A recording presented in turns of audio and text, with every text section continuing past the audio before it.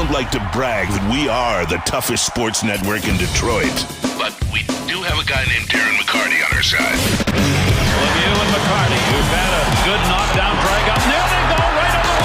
They were talking to one another. Woodward Sports. Happy Friday out there. Big D energy going on. Darren McCarty, four-time Stanley Cup champion, your Detroit Red Wings. Terry Foster, the legend of Detroit sports media. When you say you're a four-time Stanley Cup champion, yeah, I want to say I'm a four-time Stanley Cup observer. Yes, you are, Terry. Yes, you are. Obviously, joined as always by Sam Flannel, who is doing a spectacular job this week. Oh, thank you. You've survived this week. You've been up and down, called up, called down. You're like one of those guys on the freeway on 96 going from Grand Rapids to Detroit right now. You know what? I've seen like the best of the good life, and now I'm back here. I'm still happy. Hey, still happy to be part of Big D Energy, but you know what? You know what you call that? Slumming. Yeah, absolutely. Welcome back, Slumming. We will not take it from you. Is that another Christmas flannel? Hey, you know what? It's a big Friday, Terry. Obviously, we're live, Southgate, Planet Fitness. Not only is Crystal with the K, our hospitality coordinator, doing a phenomenal job, but we're joined by Stick. Stick is here today, the man of Woodward Sports, working the ones and twos. This guy never sleeps. Stick, we appreciate everything you do getting these things done, and to have you there today. So, Terry, please, he is not your T-boy today. No, he's got to do and work. I'm not having tea. I think Slick Pete's over there, though. Slick Pete, we got Raj in the house. So everybody, Big D Energy, big show. Obviously, big Lions game in Green Bay this Sunday. But we got to start with DeMar Hamlin. Obviously, great news coming out yesterday. If you saw after we were off the air, but updates on him waking up. I think he asked the doctor who won the game. The doctor said poignantly, "You did, son, the game of life." Right. Until about 30 minutes ago, I just noticed on the Buffalo Bills Twitter account that he FaceTime into the team meeting and saying, "Love you, boys," and stuff like this. So I got chills going down. Going through me right now, Terry. I think that, close to 72 hours to something that is so devastating that we all experienced, that this is putting a bright bow and being as positive and going into what a big week, the last week of football season, is a big one. Now, a couple things is how does that rejuvenate a locker room, and not just the Buffalo Bills locker room, but I would think all of football's locker room going into the last week of the season. Well, particularly Buffalo and Cincinnati, because they dealt with it. I don't know how Buffalo reacts to this. Is they're going to have a superhuman effort? Do guys put things in perspective? Like, this game is not that important in comparison to what we just went through. Are they still shaken? I'm sure people have different reactions, but usually there's an overriding sentiment that encompasses an entire locker room. No, so I'm real curious to see how they react to this. Well, there is, and I think that sitting here, it goes back to me to the limousine accident with Vladimir Konstantinov, and the next year after winning the Cup going into the 98 season, and it took us a long time as a team just to come together. And you got to understand, like you said, being around for all of those 4 Stanley Cups, but after the first one, when we were at the highest of highs because we'd won, and the accident happens, the lowest of lows, we don't know if we've lost a teammate or not. It took a while to come back around, but you know what? I know that once guys heard that Vladdy was doing better, or not that he was out of trouble or anything, but there was some progress going on. It made it easier. I'm saying personally, it made it easier to focus on hockey. And I think that a lot of times the commonality of one specific goal for the Buffalo Bills,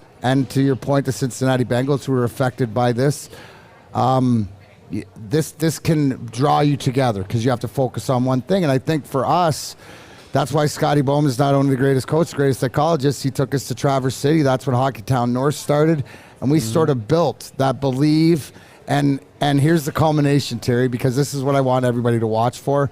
Because I know for me and for the entire Detroit Red Wings organization, when Vladimir Konstantinov showed up in the Stanley Cup Finals in the stands in the second period or third period, I can't remember, of Game 4 in Washington, that was the only time where I knew we were going to win. That was the worst thing they could do. So look for some sort of inspiration as he continues to give Buffalo if they continue through the playoffs. But number one thing is this kid is progressing, and he's going to live, and it's not about whether he plays football, but I think the whole football community moving forward can use this, and this is a positive sign. My question to you is, how do you think you would have reacted if you had to play a game 4 days later? No, you couldn't have. But even if he was, I think because of the severity of the injury and the fact that we're seeing him FaceTiming his team and telling me love, like now you are on a mission. So I think now in this scenario, because of what we're experiencing, that he is progressing and getting better, it would be easier to concentrate on the task at hand, because that is where your guy in the hospital is part of your team, and you can go out and sort of represent him in that aspect, knowing that he's doing everything to get better in the hospital. Right, and he's still a teammate. Even though he's not in the locker room, he reached out to you. You were able to talk to him. You can't touch him yet, but I think they'll react in a positive way because they know the worst, hopefully, is over. And not to say he's going to come back and never play again, but I guess the main thing is he going to be okay? He's going to be able to be a family man, a friend, a guy to hang out with. I think right now that's the most important thing. Yeah, no, and I think that is, and I could just imagine being in that team meeting when he FaceTimed in, because I think that right there, it made everyone in that Bills locker room feel better. Now, I have to ask you also, too, because the NFL came out and decided that the Buffalo game, Cincinnati Monday night game, is a no contest. Right? So how does that... Do you think that will affect Buffalo or Cincinnati? Well, I'll tell you what I'm disappointed in. When I heard the rumors that they were going to include 8 teams in the playoffs from both divisions, I was kind of excited about that. I'm like, bring it on. But it looks like that's not going to happen. I wish it would. Yes, it would benefit the Lions, because this game with Green Bay would definitely be winner take all, and so that makes that game more fun. What pisses me off, right? The NFL takes so much, they have all the power, and they take so long to come out, and when it seems like it's health and wellness and safety and whatever, there's always some distraction or, some time that goes on before they make a decision. Everybody gets excited nationally about, hey, did you hear they might do 8 teams? They might do, what do? They drop the hammer and come out the NFL. They say, they come out and they say, no, we never said that. We didn't say that at all. We're not going to 8 teams. Don't get your hopes up. Somebody thought about it, because if they didn't think about it or didn't talk about it at some point, it never would have come out. Well, there's another leak, just like the other night, about trying to discover where Joe Buck and the broadcast stands true that they were filtered information, that they got 5 minutes to warm up, right? And the NFL tries to get out Troy Vincent and ahead of it. No, we never said that. We were all concerned, right? They lay it down to make them look good, but when it comes to, wouldn't in this situation be like a one-off to go 8 teams? I mean, as Lions fans, we're a little bit biased, because if it were 8 teams, wouldn't it just be Lions win and you're in? The Seattle result be damned. So I think as us, we were thinking, hey, this is our chance. But I don't know if it's fair for the 1 seeds to not get a bye. That's the one thing I would be a little bit mad at if I were Kansas City or Philadelphia. I would be kind of like, wait a minute, I got to play again. At this stage of the season, so many teams are so beat up, they could use that week off. And if they don't get it, I would be a little bit upset. But it was an unprecedented situation, so I can understand if there are unprecedented sort of solutions. They're doing the best they can, but the fact that they're sort of like doing the give and take, or what do they call it? To that I say, put on your big boy shoes. A lot of times these teams that get first round byes don't play well the next week, or they come out flat and then they have to rally and win. I know it's an advantage, and you can heal people up.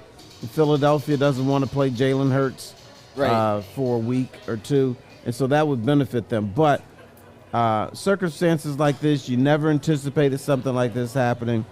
I'm just saying, sorry. Go ahead.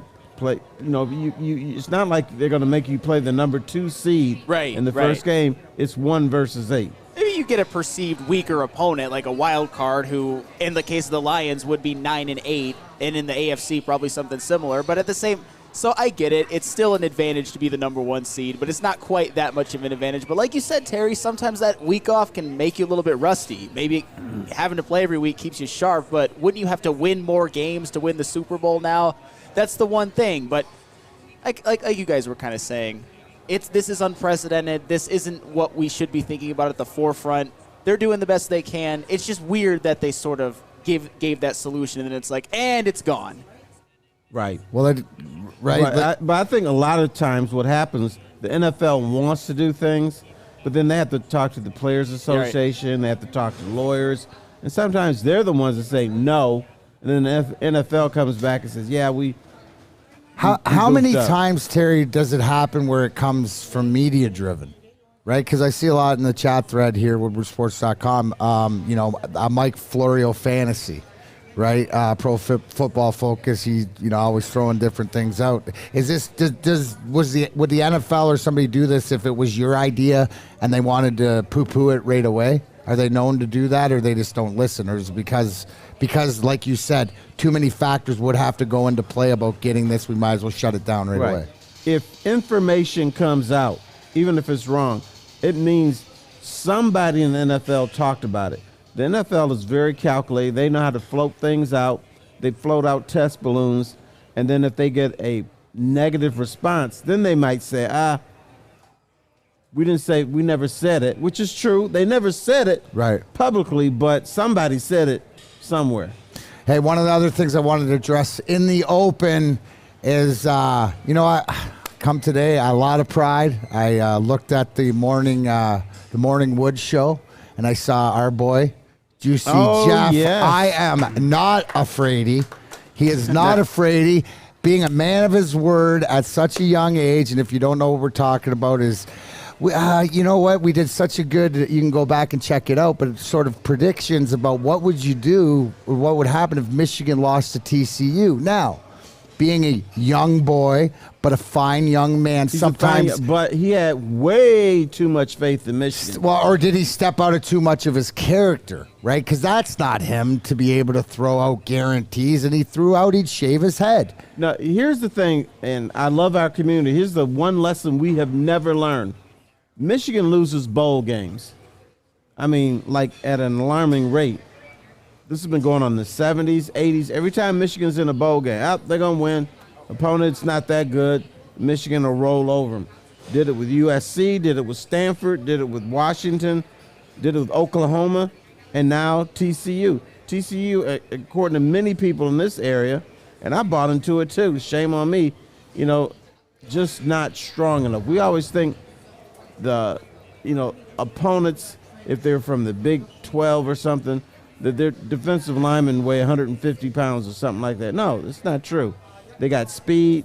They got a lot of things. And, and I know we hear from people like Sam Flannel who still say, well, Michigan should have won that game. I'm not so sure about that. I mean, TCU was a lot better than we thought. They were more physical than we thought. Who can guard Quentin Johnston, right? Nobody can. So TCU was better than Michigan that day, and I think they might have proved that they're more equal. Maybe if they played 10 times, Michigan would win 5 or 6. Maybe they were more on an even playing field. It was such a missed opportunity. And Terry, you're right. In the 70s, all Bo Schembechler did was lose Rose Bowls. He would win the Big Ten, but lose Rose Bowls. I mean, Lloyd Carr lost his last 3. Last year in the college football playoff. It is a tradition unlike any other, and it pains me so bad to this day. But isn't the irony, would you consider Juicy Jeff Iafredi a Michigan fan or a slap? No. Probably why he did that. But you don't have to be a fan to believe the hype. I understand that, but hopefully it's a lesson learned by everybody out there, just like if I was going to get some insurance. Where would I go get insurance, Sam? Well, you would go to Swiss, of course. Absolutely. Be sure to check with Swiss No Insurance holes in this that. week for your commercial insurance review. Many businesses choose a January 1st effective date. Swiss can help make sure you have the proper coverage. Swiss Insurance, give us a shot and you won't be disappointed. And you can contact them at mark@swissins.com. Again, that is mark@swissins.com. By now you know me, Christina Gennari, as the obvious choice in real estate. And you know my website, soldchristina.com, as your #1 resource for buying or selling your home. Myself, along with my amazing staff, pride ourselves on making your home buying and selling experience a relaxing and easy one. Come see why we are the obvious choice. Christina Gennari at soldchristina.com, the obvious choice in real estate. Introducing the Planet Fitness Guide to getting that post-workout glow. Step 1, what's your why? More epic energy, better sleep, blow off steam? Step 2, join Planet Fitness for just $10 a month and get moving in our clean and spacious clubs. Step 3, bask in that post-workout glow. Join Planet Fitness today for just $10 a month. Join today at any of the 50-plus Detroit area locations. The only sports network in Detroit that starts with a W. You know, because we win. Woodward Sports, Detroit's winning sports network. Welcome back. Big D energy on this Friday. Terry Foster, Darren McCarty, Sam Flannel stick in for Spen Mo Rax. Where are we? It looks a little bit different in the background. This piece, we are from Planet Fitness, Terry. We're what? Where fitness is essential. Yes, we know that. The Southgate, we got Crystal with the K, with hospitality. I know, I didn't think she existed. Absolutely. She's for real. Come on down if you want to check it out. We are hanging out, getting ready, getting into this Big D energy on this Friday. Big game, Terry. Big game this weekend. Obviously, the Detroit Lions travel to Lambeau Field to play the Packers in a, let's just say, win this game, in my opinion, to cap off a positive season. There's been a lot of positives, but regardless, you do not let Green Bay get in the playoffs with a win, regardless of what the Seattle Seahawks do. So do you look at this as the biggest game in the Dan Campbell tenure? Yeah, he's never had a big game before, so it has to be the biggest there we game go. in his tenure. This is more than a Dan Campbell game. This is Aaron Rodgers versus Detroit Lions versus the Packers. The way I look at it is, I don't care what the NFL says. I'm calling it a winner-take-all game. And from this standpoint, even if you don't make the playoffs, you get to shut Aaron Rodgers up. No, absolutely.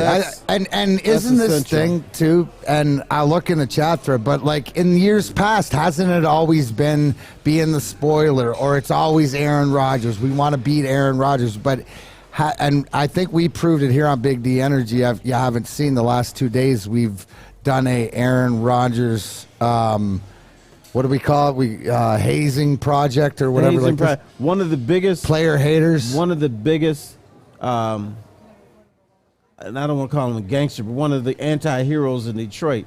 He's a guy that we hate.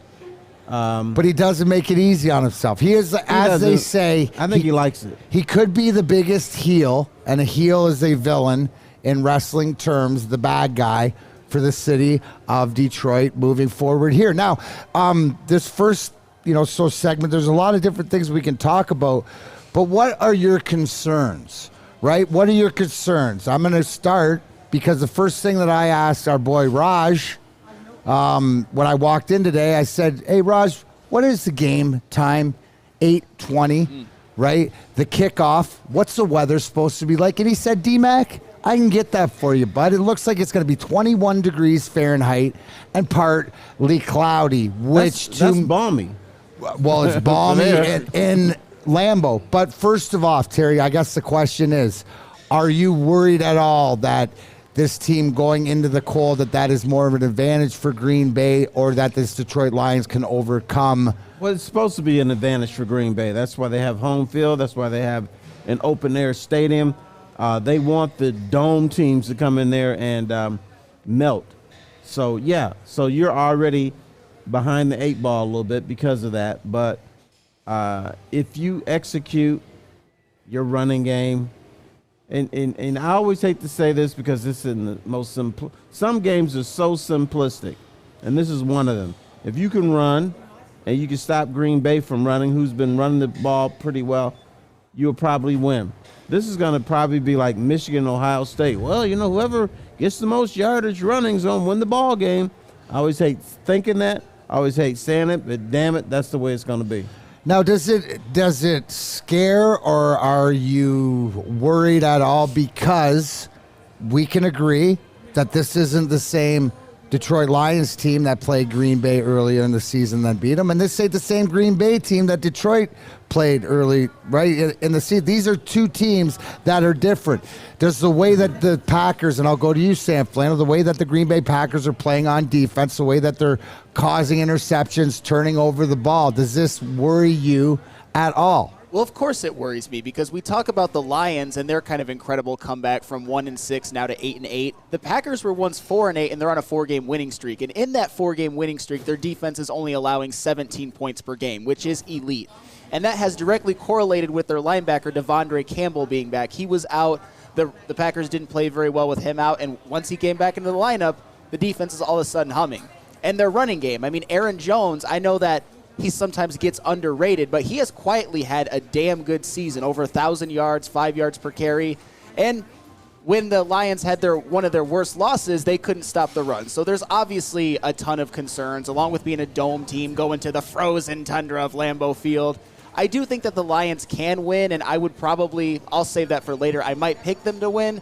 But if you're overlooking this Green Bay Packers team, I think you're a little crazy. They have more to play for than the Lions right now.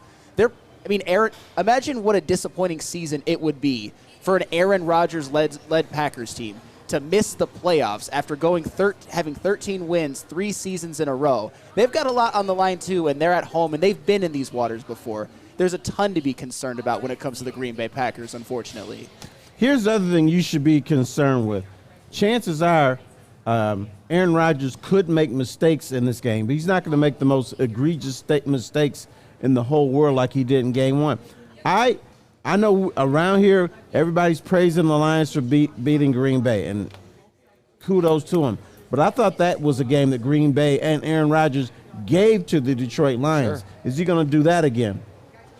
Well, I have 3 picks. You would not expect. I guess my question, Terry, to you, going into this last game of the season, is this the best Green Bay team? Are they playing the best football of their year? And to that question, are the Lions? Because I believe that as this, like you said, winner-take-all mentality, which sets so many things up for the future, especially for this Lions team, right? But both these teams are at the top of the game. You mentioned them getting healthy in the secondary, and that's changed. They got some big-name defensive players. Jair Alexander, who seems to be getting a pick a game. Guys that you have to game plan and worry about. But the first question you have to believe, do you have a chance to win? Because is this the best team that you've taken into Lambeau Field in a long time, Terry? Do you believe that this is the best Lions team that has played this game? The best of the best? No, I don't believe that to be the case. In the last 4 or 5 years, yes, but Lions have gone into Lambeau with better teams and lost. And usually it's because the Lions make mistakes. I mean, I remember they played Lambeau in a playoff game. And the difference in the playoff game was that Herman Moore caught a pass, but when he came down, 1 foot was out of bounds, 1 was inbounds.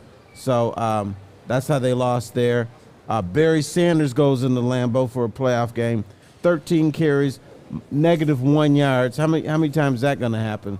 So this is in the last decade. Yes, this is probably the best Lions team to go into Lambeau, but I've seen better Lion teams go into Lambeau and lose. You know what this reminds me of? This reminds me of sort of like I look back to the Carolina game, because this has a lot of outside makings with the weather, with the toughness, with what we're going to do. And I hope, Terry, with your up and down theory, like it was proven when they came home and they did what they needed to do after that Carolina game and took care of business against Chicago and looked good. You got to expect them that Carolina game, the way they got embarrassed, is at the front of their mindset. Because for Detroit Lions to win this game, I agree with you. We have to use our best asset, that offensive line, and take control of the ball. Here's what's going to happen. If the Lions lose, we're going to hear a false narrative that the Lions don't perform outside in the cold. They've already done that. It would just simply mean they lost to Green Bay, and Green Bay was a better team that day. It doesn't mean they can't play on the road. Doesn't mean they can't play when it's frosty. It just means they lost a game to Green Bay. But if they lose it, we're going to hear that same crowd. Oh, Lions can't perform on the road. They've already done it in New York twice, in Chicago. They had the one clunker against Carolina was so egregious that it just encompassed our brains. And plus, it wasn't that cold in Carolina. It was 31 degrees. That's cold for them. So that's what I'm saying. So, Terry, are you backing up? Are you giving me confidence, or do you expect them to bounce back and not have? That was so right now, that Carolina game and the way that they got sort of pushed around physically, offensively, and defensively, that won't happen again? I knew it wasn't going to happen against Chicago, because there's one or two ways to go. If you're not a good team, after the ass kicking you got in Carolina, you walk into the next game like, damn, woe was me. I thought we were good, but I guess we're not. But on the other flip side, if you believe you're a good team, when you get undressed, I'm going to call it undressed like you did in Carolina, you're going to come back the next game and say, okay, fellas, that's not us.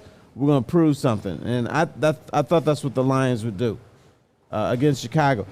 Will there be carryover beyond that? I do not know. I just simply know I look at games as this. A football season is a chapter of the season. Each game is a chapter. I don't believe in momentum between games. I don't believe in momentum between seasons. I think that's baloney. It's how did you prepare? And for the Lions, I don't think they're afraid of the cold. They're not afraid of 30-degree weather. They're not afraid of 20-degree weather. So it's just going to depend, are they better that day? I think some of the things is we have to look at, okay, what is the avenue and what is the pathway to win? And I think we can all agree, Sam, you brought up Aaron Jones, right, out of the backfield, playing better. Obviously, Christian Watson, who is their first rounder, has sort of come to life and sort of to the proverbial first-year player figured it out or is figuring it out. They have their return game. That is something that they haven't had, where they score a kickoff touchdown first time in like 10 years or something like that, 10 plus years. So they got a legit kickoff returner that it made me laugh when Matt LaFleur, the coach for the Packers, was asked, well, what are you going to do if they pooch or short kick or whatever? And they're like, lateral it back to the dude. And I was like, no, but seriously. He's like, no, seriously. So if a coach says stuff like this, there's all different weapons. So I guess my point is, what is the pathway for this victory? All right, Garrett, here, let me put this to you. Have you ever ran into a mom with her little baby, and the mom says, oh, look at little Junior. Isn't he cute? And you look at the baby and say, oh, my God, what the hell is that? But then you say, Green Bay? That's going to be this game. Oh. It's going to be an ugly game that only people from Green Bay and Detroit will appreciate and think is cute. So that should be in the trenches, so right? I think it's going to be, I'm not going to say atrocious, but I think it's going to be a boring game, and this is going to be a game of who's tougher. Who's tougher? Yep. And so I guess the who's tougher, and if we're going to throw a chat, who do you like? Do you like your Detroit Lions and your coach Dan Campbell in the who's tougher game of the year in the 21-degree weather in Lambeau Field? I mean, everything's set up for you not to win, right? Everything's set up for you not to win, but what I'm hearing here and looking in the WoodwardSports.com chat thread is you're saying we got a chance. Oh, there's definitely a chance. Absolutely.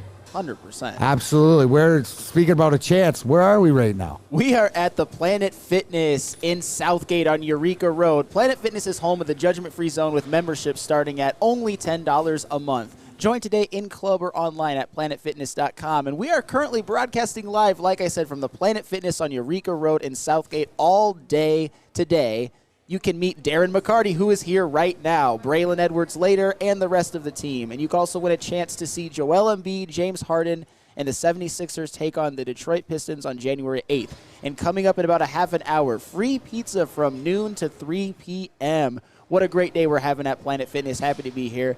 Join in today in club or online at planetfitness.com. It's Planet Fitness. We're Darren McCarty. Where your fitness is essential. Damn Skippy. Love Woodward Sports? Love wearing clothes? Then you should be wearing Woodward Sports clothes. Check out our full line of merch at woodwardsports.com. Just click on Shop. We have all your favorite designs, like Dan Campbell kneecaps, Beverly Hills Golf, Woodward Golf, and of course, our own logoed out merchandise. Men, women, infants, kids all love Woodward Sports. Impress your friends. Impress your boss. Impress your dog. Buy Woodward Sports merch today. At work and at home, we're there with smarter security solutions. Featuring complete automation with customized alerts and more. For over 90 years, we've been the company that's been counted on to protect what matters most, all with personalized service and care. Right now, for a limited time, receive a free video device plus free installation with a new home system. Guardian Alarm. We protect Michigan. 3 NBA championships. Detroit fans were there. 11 Stanley Cups. Detroit fans were there. 4 World Series wins. Detroit fans were there. And that one Lions playoff win in 1991? Yeah, Detroit fans were there. Woodward Sports, where the fans are. Welcome back. We are live. Planet Fitness, Southgate on Eureka Road. Big D Energy, Terry Foster, Darren McCarty, Sam Flannel. Stick in for Spenny. We got Raj and Pete and the whole crew. Meeting a few fine folks here. Appreciate everybody who's come by and say some nice words. Getting ready for this big game this weekend against Aaron Rodgers and the Green Bay Packers. Now, you know, Terry, the Aaron Rodgers hate segment, as we call it, or the player hater, or whatever like that he deserves the last few days. That's been getting a lot of buzz. So, you know, I know our fearless leader, the heel Neal's not here, but I thought this would be an apropos time to get everybody excited and bring it back because we all agree that if we play that Lions mentality, hard nose in the trenches game plan, I noticed in the chat, the word you were looking for, thank you, Mama Jan, is fugly. It's going to be a fugly game out there. Fugly, yes. On Sunday. But getting back to the Aaron Rodgers hate and stuff like that, wouldn't it be so apropos, right? What does it mean if we do? Right? If we do beat Aaron Rodgers after as swarmy as he's been to us all year, after he's supposed to bring them to the promised land, and we've been here before where Aaron Rodgers is expected to win a big game at home on a Sunday night and hasn't been able to do it done. What would it mean, Sam Flannel? It would mean everything because you would end the season of Aaron Rodgers. You would make it one of the most disappointing seasons of the Packers era with Aaron Rodgers as their quarterback. And wouldn't you just love to stick it to him, even if you don't make the playoffs? Kick him out, maybe potentially end his career in Green Bay. I mean, just the monster will be vanquished. I mean, despite what we all think about Aaron Rodgers, we do have to respect that he has ran the NFC North. He does have a Super Bowl. He has had all of the successes that the Lions wish that they had. But if you can kind of go through the monster to maybe even get to the playoffs yourself, how fitting and prophetic would that be? You know what you are? You know, this guy, he's a very nice young man. Uh-oh. What you should have said, you have the shot to knock his ass out. Hey. Like forever. Ever? I mean, he's already answering questions. Is he going to be back next season? Could you see yourself retiring? He's kind of flip-flopping on that whole thing. But I thought 2 years ago the Lions had a chance to knock his ass out, and they failed to do it. Now, a team that he's probably respects a little bit, but doesn't really respect this year or last year or any other year. For him to lose a last game on his field where it could be winner take all, he might just say, screw it, I'm out of here. I'm not good enough. This team's not good enough. They're giving me so much static. I'm out. Here's a good question. Here's a question. I see it in the WoodwardSports.com chat thread. Joe Rude Music says, it's our Super Bowl. Is it that simple as that, Terry? Don't do that. Don't do that? Stop it. Okay, stop. All right. Stop, Joe. Stop, guys. No, stop. T-Foss, Uncle T is putting the annex into this is our Super Bowl. All right. Here's my problem with this town. You guys are so lowbrow and have so low expectations. No, the Super Bowl is when you go to the freaking Super Bowl. It's not beating Green Bay in Green Bay. Pull yourself up, ladies and gentlemen. Have some pride. Okay, so Terry says that the Super Bowl is when you get there. You save that. But is this as big? How big is this game for games that the Detroit Lions have played as of recent? Because this really does mean something. One more time. They haven't had big games in 5 years. So recent, this is the biggest game ever. I refuse to call it a Super Bowl because it's not. But it's important from the standpoint of you brought in a new coaching staff, a new GM, and a team where in the NFL you should take 2 to 3 years to build something into a playoff team. This team, or this organization, sometimes takes 10, 12 years. So if you can get into the playoffs or even a winning record without getting into the playoffs, that's huge from a psychological standpoint. That you know what? You could probably sit there and say, back. This Lions team is back. They legit. And it will reconfirm my belief that for the first time in like forever, this is a real football team. Okay, so on the opposite end, what does the loss mean? And is it so much of a loss because you finish 8-9, obviously no playoffs, but is it how you lose more importantly, or does it matter that you lose? Well, it's how you lose is very important. You know, if they go back to the playing a close game and Dan Campbell makes a stupid mistake that everybody looks at and says, why are you doing this? Then, yeah, that is a psychological blow because then you know you have a coach that any moment can blow a game for you. But, you know, if it's a game and you play hard and you happen to lose by 3 and he doesn't make stupid mistakes at the end, that makes you feel better about this organization. Because, you know, you just lost a tough game on the road where the stakes were high for both teams. You can't hate them for that, even though I understand the passionate people will hate them for that, and we're going to hear this same old Lions thing, crap, no matter what happens if they lose. You think so? Oh, yeah. But it's not, though, is it, Terry? But but can we not just sit here going into this last game, the fact that no, the NFL has told you that this is the biggest game they played in a while because they're on prime time, right, for the last week of the year. If that doesn't tell you, what does from the money aspect, and you know, Green Bay at home has a lot to do with it and stuff like this.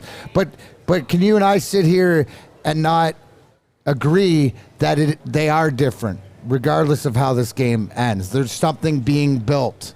There are players there. I think they're different from the standpoint of they have a future. The Lions, even when they were somewhat good, they were building a team just to be good that year. They didn't stockpile defensive ends like they're doing now. They didn't stockpile offensive linemen, and I expect Brad Holmes to add another offensive lineman, even though the offensive line might be one of the best in football.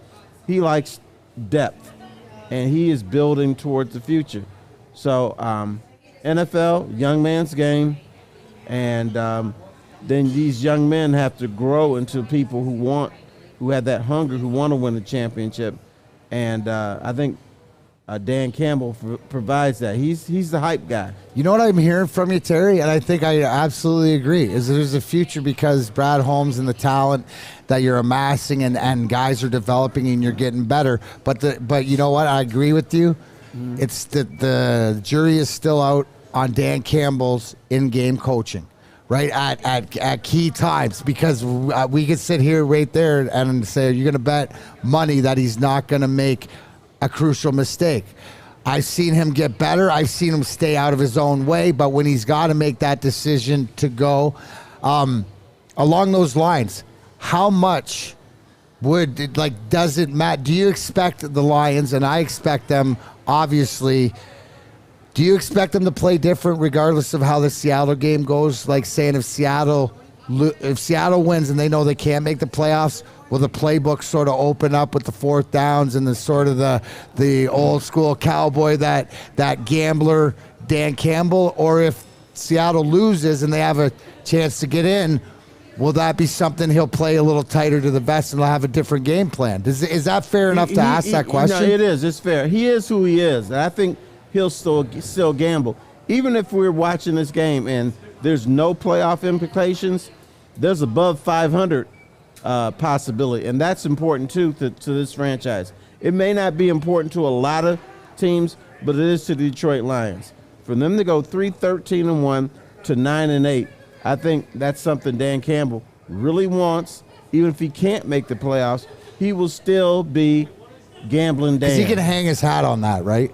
He can hang his hat on this season at 9-8 from where they started and right. A pathway of why they got better. I see in the chat thread a lot of it is that, his game plans and the game plans of the Lions, they've adjusted or I call it stay out of their own way. Yes. Right? Have we not, Terry, you've seen more in this year that other teams do Detroit Lions things, right? And lose games to the Lions than we do. So that, to me, Sam, that's progress. Of course it's progress. And as far as will he be, I don't think it would honestly be a knock on Dan Campbell, I think, if he decides, say there's no playoff implications, to be gambling Dan again. I expect him to play it smart. I expect a coach like him to have his team motivated to where they just getting to 9-8, getting a winning record, tripling your win total from last year, going 5-1 in the division, sweeping the Green Bay Packers, knocking Aaron Rodgers out of the playoffs. That, to me, is motivation enough regardless of playoff positioning. No matter what, it's still been a successful year as far as growth, but at the same time, just play your game. Don't be gambling, Dan. Be smart. You don't want to revert back to that. You want to move forward. We see that the team has been more disciplined under him in the last 9 games. We see him not make those same coaching decisions, and I want that to continue. I don't want any backsliding. No backsliding. I don't think we're going to see a more conservative Dan Campbell until he can legitimately look at his team and say, you know what, we got the better team today. I don't think he feels that way now. He feels they can win every game, but I think deep down he knows that they're not where they need to be, and so he's still got that gunboat mentality. And I think it is because in the reality is, Terry, is that we have a bend but don't break defense, right? It's susceptible That's the NFL. to that is the That's NFL. The whole NFL. Well, I mean, that matters. You know what else matters, guys? Alta. At Alta Uptime, it matters. Alta Equipment has everything you need to get the job done. You might have a bog project coming up. Alta Rent, they got you covered. Call them today. 844-GO-TO-ALTA. That's 844-GO-TO-ALTA. As chilly weather approaches, Big Boy's got the perfect comfort meals for you. Try our hearty classic meatloaf or our creamy Cajun chicken Alfredo. These will be sure to leave you craving for more. How about breakfast? Our stuffed potato pancakes are back with our lumberjack, blockbuster, and Santa Fe Garden. These potato pancakes will definitely fill you up. Whether it's for breakfast, lunch, or dinner, come stock up on the perfect comfort meal today. We'll see you soon at Big Boy.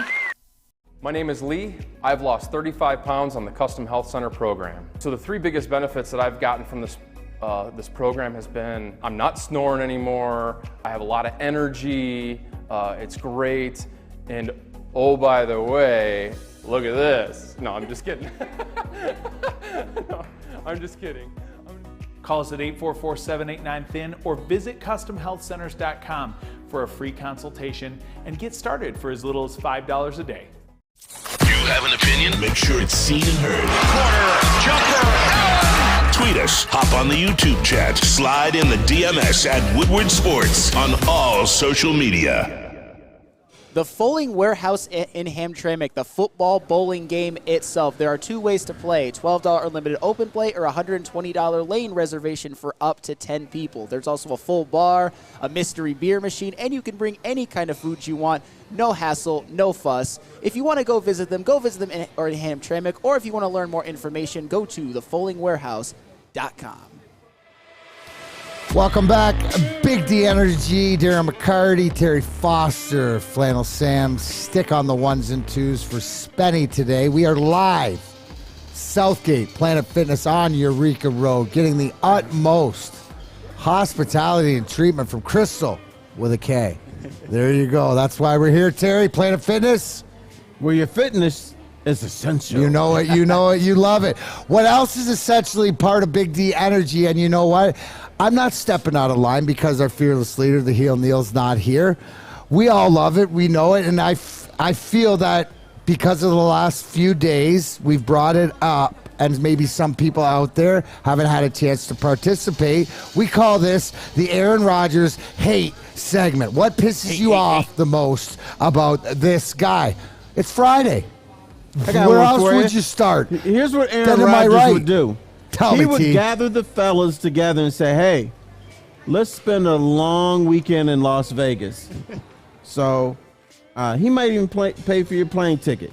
But he'll get you to Vegas, check into a nice hotel, and then the first night he'll insist on going to see a Celine Dion concert. So if you're going on a guy's trip to Vegas with Aaron Rodgers, you're gonna end up at a foofy show. Right. Aaron, can we go to the strip club? Nope. Hey, can we play blackjack tonight? Nope. Let's go see Celine Dion. Wouldn't they be on a journey? Well, maybe I'll go to Sam Flannel here because, you know, he gets married out in the desert during ayahuasca ceremonies and peyote and whatever, right? They'd end up in a journey into the Great White North or something like that, right? Hiking, yes, absolutely. Hiking is the one. Terry, that is a great one. That is exactly what Aaron Rodgers would do. I have another one, and this isn't even theoretical. Remember when he put his bare feet his barefoot on camera on that sort of Zoom press conference or whatever? That's the one my wife always brings up when it comes to things she hates about Aaron Rodgers. And who wants to see a grown man's feet on camera for no good reason? I mean, do you guys remember that? It was terrible. It haunts me to this day. I am so arrogant. I'm such an ass. I can do anything I want. And you'll like it. Hey, Serge Henderson in the chat. I hate Aaron Rodgers because he could get away with a whole bunch of stuff. Rake, Rodgers looks like he's not allowed within 100 yards of an elementary school or a Chuck E. Cheese. Alicia, his voice, ew, sounds like nails on a chalkboard. Aaron Rodgers looks like the guy who likes mayonnaise in his coffee. He is. Oh my God! No, that's probably true. That's Lil Levis, but that's probably more true than you think. 90% chance of being correct. The other thing is when he answers a question, and being in the media, we like when people give us good answers, but you don't all the time have to go, oh, let me see if I can think about the importance of life when someone asks me what happened on 3rd and 13.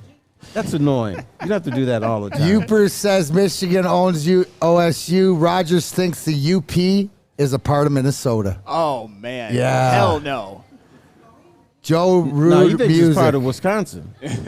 I hate pretty much everything about him. I hate his arrogance, his vocabulary, but I love when he throws temper tantrums when things don't go his way. And I think, Terry, you brought up a great point, right? What the Lions can do not only in beating him, because Aaron Rodgers, is he not a guy that seems like he will take his ball and he will go away. And pout.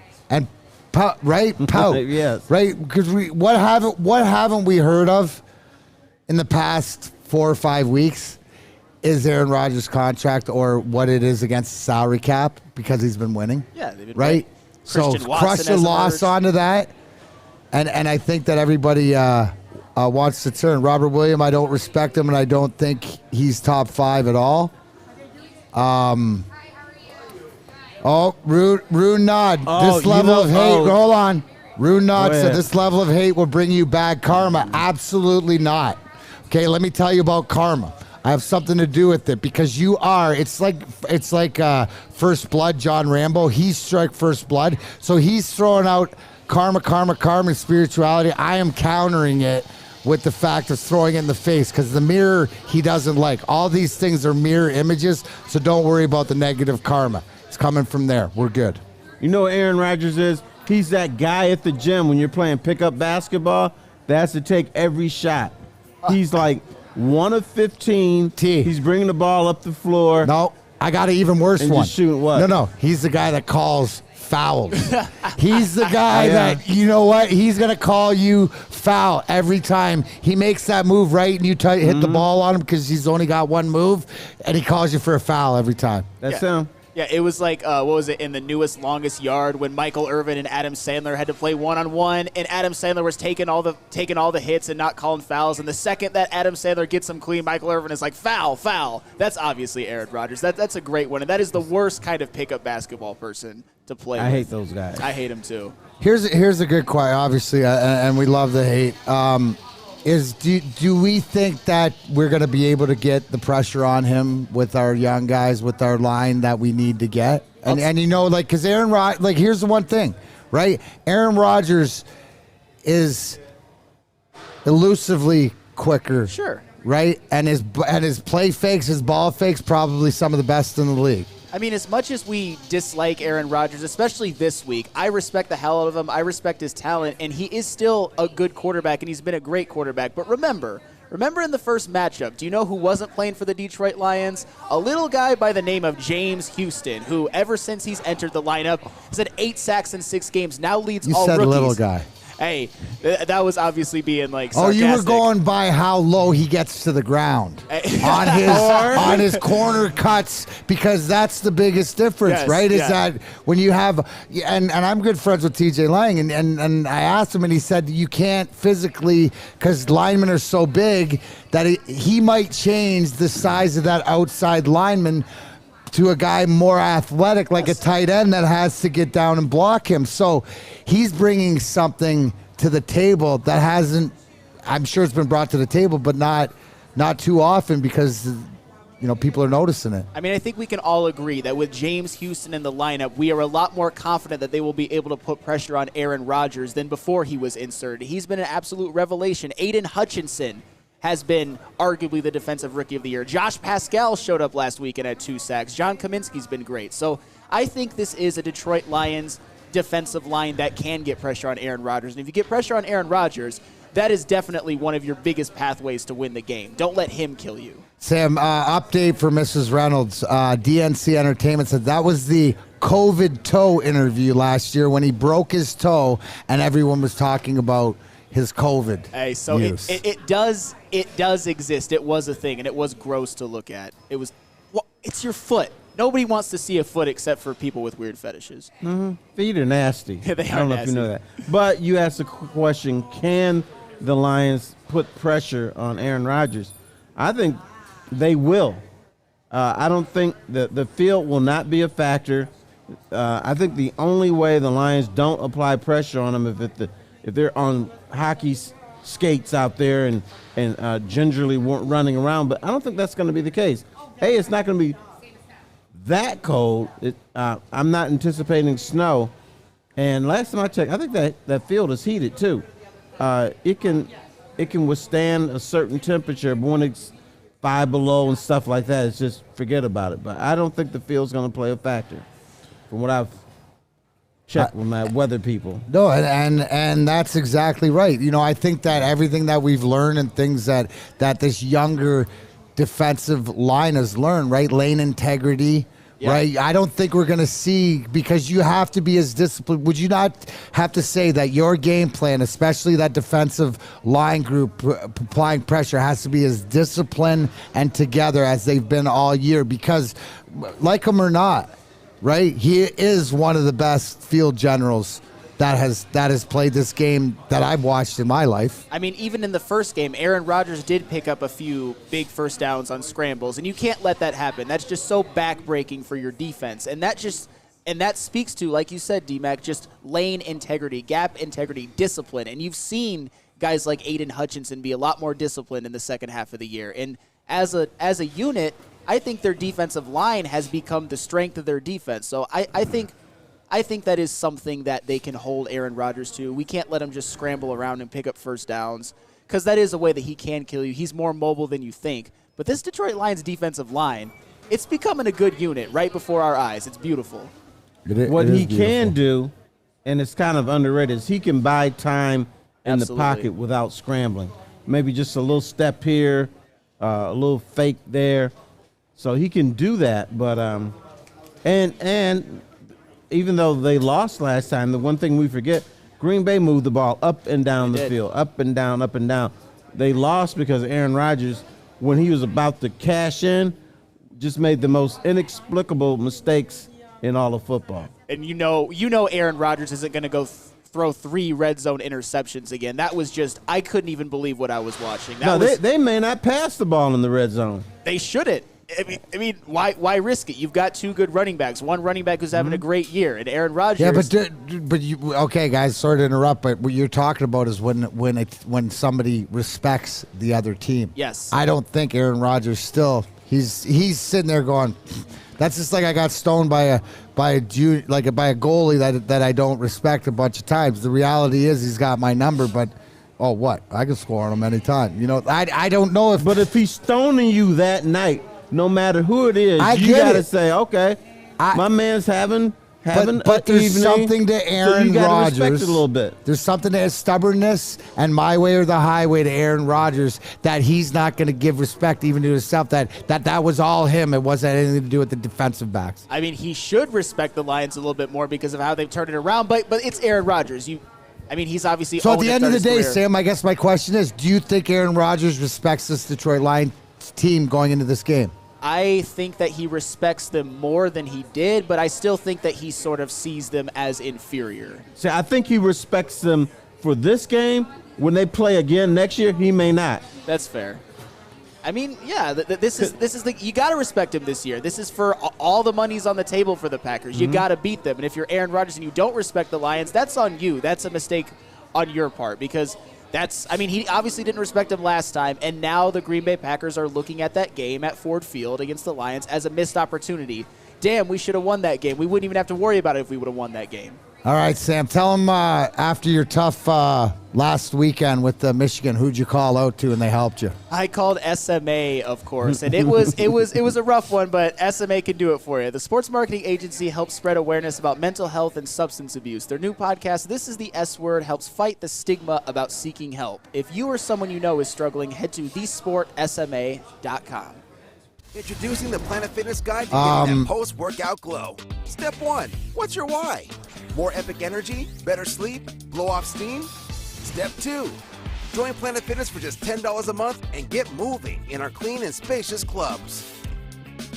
Step 3, bask in that post-workout glow. Join Planet Fitness today for just $10 a month.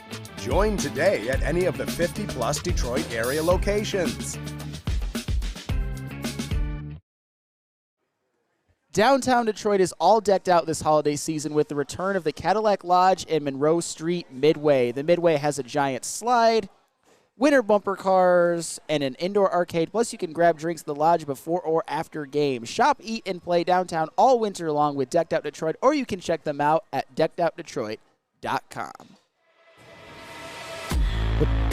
There we go. What's going on? Big D Energy, Darren McCarty, Terry Foster, Sam Flannel, sticking for Spenny. We got Raj and Pete hanging out here. As you can see, this wonderful Planet Fitness down in South Gate off of Eureka Road. Anyways, guys, it's a Friday. We got to do it. You know what time it is. Let's get into the nickel package, NFL nickel package. Sam Flannel, please. All right, let's do it. So, question number 1, first down. Can Baker Mayfield really take down the Seattle Seahawks? Can his team win? Yes. Are we going to praise him for his performance? Probably not. But Seattle's in decline mode. Yeah. They're not that good. I mean, they're trying to get their running backs back together. So, yeah, they can go into Seattle and win. Seattle's just not that frightening this year. Ooh. You know what? It's not the game that I'd want Seattle to have to play, but do they have a chance? Yeah, they have a chance. You are hoping everybody who's seen that meme by allegedly Matt Stafford, I'll do whatever it takes to get Detroit to playoffs. I thought that was cute, even though it wasn't from him. I don't bank on it.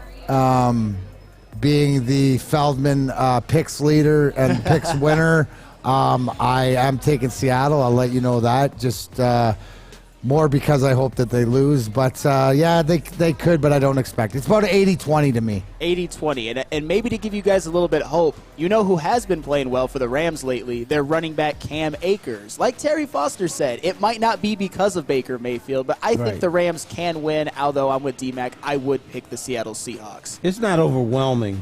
Yes. Yeah. It's not like you're going into Green Bay back in the day. I guess the question is, like, everybody's going to tune in for the most part until it's not tune-inable, right? You know what I'm saying? Like, and how else are you going to watch a Rams-Seattle game? There get no viewers elsewhere, unless all to Detroit. Yep. Number 2. Absolutely. Second down. So more combined points scored in the Titans versus Jags game or the Browns versus Steelers game? I think there's a better chance of defensive breakdowns between the Titans and Jags. So I think the Browns and Steelers could be a 6-3 game or something stupid like that. I do expect the games to be close. The Jags, obviously, win and get in mentality. I've picked them also. But I like Kenny Pickett. I mean, Deshaun Watson, they say that he's, obviously hasn't played in a couple of years, but maybe has showed something. So it doesn't look that way, but I'm going Browns-Steelers. Browns-Steelers, that's an interesting one. The reality is right now, out of all the quarterbacks in those games, Trevor Lawrence is the best one by far. Deshaun Watson has never looked right. Kenny Pickett has obviously been good, but it's not like he's been lighting it up, and the defenses have had a lot to do with it. So for me, because of the Trevor Lawrence factor, I am going to go with the Jags-Titans as well. Okay, so third down. Quite simply, who is your pick for NFL Coach of the Year? I'm going to go Philadelphia's Sirianni. Okay. They've just been the best team in the NFL. They've been who everybody is chasing after. And we keep waiting for them to fall apart because you don't go 14-2 in this league or 14-3. You don't go 15 or 16-1. At some point, the league gets you. But for the most part, it hasn't gotten Philadelphia, although Jalen Hurts is hurt. So that could bring him down a little I'm going to go Brian Daboll with the Giants, getting him in the playoffs with the lack of receivers when they're paying Kenny Golladay what it is, Saquon Barkley. That's they put that team together. They're better than what they should be. But you know what, Dan Campbell, if for some reason they win this weekend and Seattle loses and they get in the playoffs, it might be closer than you think, but I think Sirianni's running away with it. I mean, a good choice, but I think the Giants have been on life support for half the season. That is true, but that's why he's kept them above water. But they've been losing. What? Everybody else is fallen back, but he's found a way to get them in the playoffs regardless. Yeah, I don't think it's a team, but when you're talking about specifically coaching, he's done a phenomenal job. To your Brian Daboll point, they're already in the playoffs. They were a 4-win team under Joe Judge. So Brian Daboll, absolutely, he's my choice personally. But quick question for both of you. Damn. If for some reason the Lions go into Green Bay and win and the Seahawks lose and the Lions can get in the playoffs, would you give any Dan Campbell consideration? Oh, absolutely. Absolutely. I think that he bolts up to like second. What about you, Terry? He's already second now. Okay. But if he gets them into the playoffs, then I might change my mind and give it to him. Hey, because this is, you go 3-13-1. Yep. 1-6 to the playoffs. So that's unheard of. 3-13-1. You're technically 4-19-1. 4-19-1. 4-19-1, and you turn that second half around. Unbelievable. Unbelievable coaching job by him regardless. All right, fourth down, question number 4, and this is a good one. Which quarterback will have more passing yards this week, Jared Goff or Aaron Rodgers? I'm going to go Aaron Rodgers. Okay. Jared Goff doesn't play as well on the road. Aaron Rodgers is at home. Aaron Rodgers, I think he has more to prove than Jared Goff. Because this is like, this could be his knockout punch if he doesn't win this game. Yeah.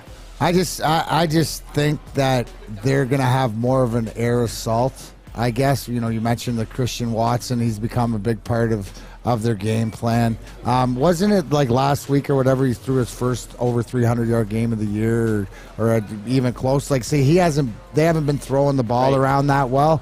I'm just wondering, do I want Goff to have the most passing yards? Because that means the running game has been effective. So I'm hoping like Goff's like 260, but efficient with 2 or 3 touchdowns. But our running game by whoever it is, Jamal or DeAndre out of the backfield, that's efficient. Now, if he racks up yardage because of like swing passes to Jameson Williams that he takes it 60 yards or Swift out of the backfield, then I'm all for it. But I don't want it to be one of these games where we have to rely on his passing ability. Here's the other thing. If Green Bay is kicking the Lions' ass, Jared Goff will pass for more yards. But I don't think Green Bay is going to be up enough where they can shut their passing game down. So they're going to have to be somewhat balanced, even though I would probably slant more to them running. Yeah, for me, I think Aaron Rodgers will have more passing yards, but it won't be necessarily a bad thing for the Lions. The way to really kill the Green Bay Packers is on the ground, and I think that Jamal Williams and DeAndre Swift will both have big games behind that dominant offensive line. So 5th down, and this is another good one. I'm curious to see what you guys say. Who is your NFL Defensive Player of the Year and Offensive Player of the Year?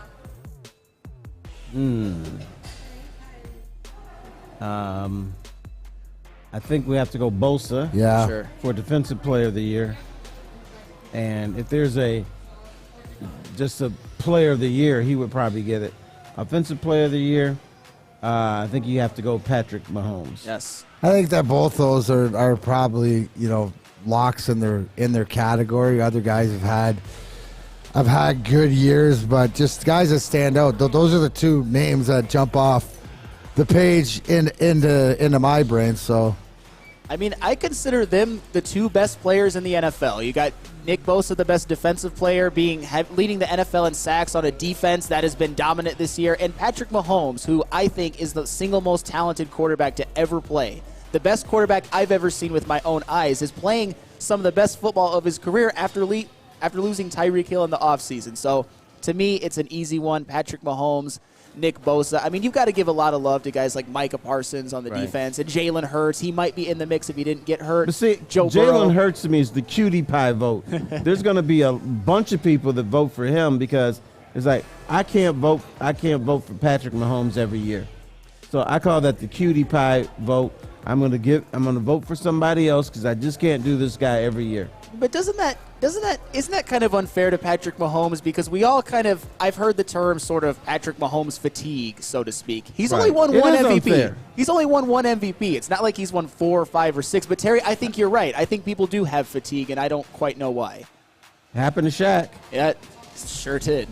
What do they got, Steve? Now here, I got a bonus question for you guys, and this relates into this game, right?